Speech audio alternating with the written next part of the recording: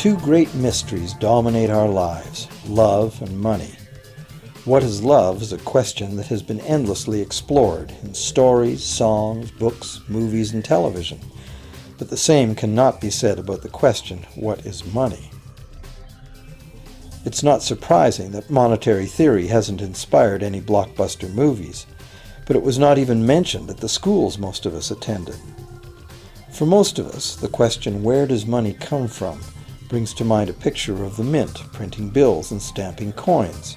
Money, most of us believe, is created by the government. It's true, but only to a point. Those metal and paper symbols of value we usually think of as money are indeed produced by an agency of the federal government called the Mint. But the vast majority of money is not created by the Mint. It is created in huge amounts every day by private corporations known as banks. Most of us believe that banks lend out money that has been entrusted to them by depositors. Easy to picture, but not the truth. In fact, banks create the money they loan, not from the bank's own earnings, not from the money deposited, but directly from the borrower's promise to repay.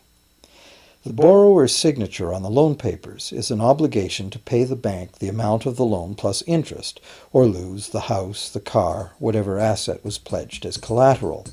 That's a big commitment from the borrower. What does the same signature require of the bank? The bank gets to conjure into existence the amount of the loan and just write it into the borrower's account. Sound far-fetched? Surely that can't be true. But it is.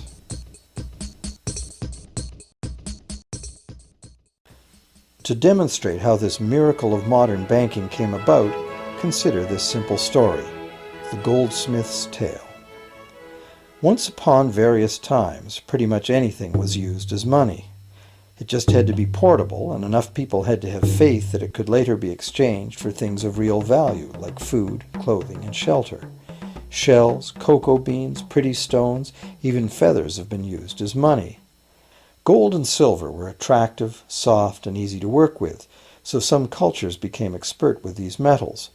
Goldsmiths made trade much easier by casting coins, standardized units of these metals whose weight and purity was certified. Well, to protect his gold, the goldsmith needed a vault, and soon his fellow townsmen were knocking on his door, wanting to rent space to safeguard their own coins and valuables. Before long, the goldsmith was renting every shelf in the vault and earning a small income from his vault rental business. Years went by, and the goldsmith made an astute observation. Depositors rarely came in to remove their actual physical gold, and they never all came in at once. That was because the claim checks the goldsmith had written as receipts for the gold were being traded in the marketplace as if they were the gold itself. This paper money was far more convenient than heavy coins, and amounts could simply be written instead of laboriously counted one by one for each transaction. Meanwhile, the goldsmith had another business. He lent out his gold, charging interest. Well, as convenient claim check money came into acceptance, borrowers began asking for their loans in the form of these claim checks instead of the actual metal. As industry expanded, more and more people asked the goldsmith for loans. This gave the goldsmith an even better idea.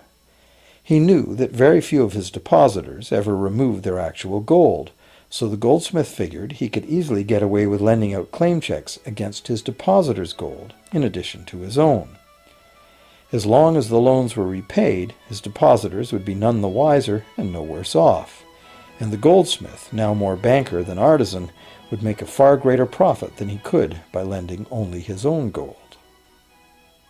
For years, the goldsmith secretly enjoyed a good income from the interest earned on everybody else's deposits.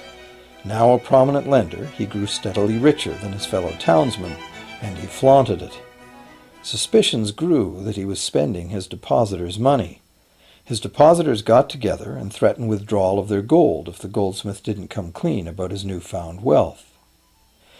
Contrary to what one might expect, this did not turn out to be a disaster for the goldsmith. Despite the duplicity inherent in his scheme, his idea did work. The depositors had not lost anything. Their gold was all safe in the goldsmith's vault. Well, rather than taking back their gold, the depositors demanded that the goldsmith, now their banker, cut them in by paying them a share of the interest. And that was the beginning of banking. The banker paid a low interest rate on deposits of other people's money that he then loaned out at a higher interest. The difference covered the bank's cost of operation and its profit. The logic of this system was simple, and it seemed like a reasonable way to satisfy the demand for credit.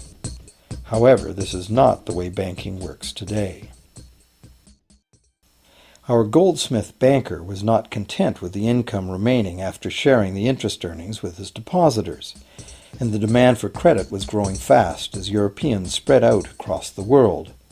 But his loans were limited by the amount of gold his depositors had in his vault. That's when he got an even bolder idea. Since no one but himself knew what was actually in his vaults, he could lend out claim checks on gold that wasn't even there. As long as all the claim check holders didn't come to the vault at the same time and demand real gold, how would anyone find out?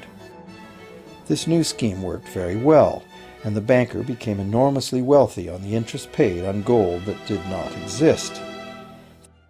The idea that the banker would just create money out of nothing was too outrageous to believe, so for a long time the thought did not occur to people. But the power to just invent money went to the banker's head, as you can well imagine. In time, the magnitude of the banker's loans and his ostentatious wealth did trigger suspicions once again. Some borrowers started to demand real gold instead of paper representations. Rumors spread. Suddenly, several wealthy depositors showed up to remove their gold. The game was up. A sea of claim check holders flooded the street outside the closed doors of the bank. Alas, the banker did not have enough gold and silver to redeem all the paper he had put into their hands. This is called a run on the bank, and it is what every banker dreads. This phenomenon of a run on the bank ruined individual banks and, not surprisingly, damaged public confidence in all bankers.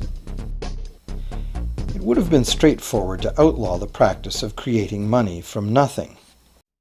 But the large volumes of credit the bankers were offering had become essential to the success of European commercial expansion, so instead the practice was legalized and regulated. Bankers agreed to abide by limits on the amount of fictional loan money that could be lent out. The limit would still be a number much larger than the actual value of gold and silver in the vault.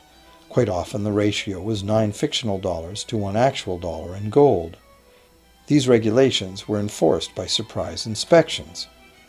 It was also arranged that, in the event of a run, central banks would support local banks with emergency infusions of gold. Only if there were runs on a lot of banks simultaneously would the banker's credit bubble burst and the system come crashing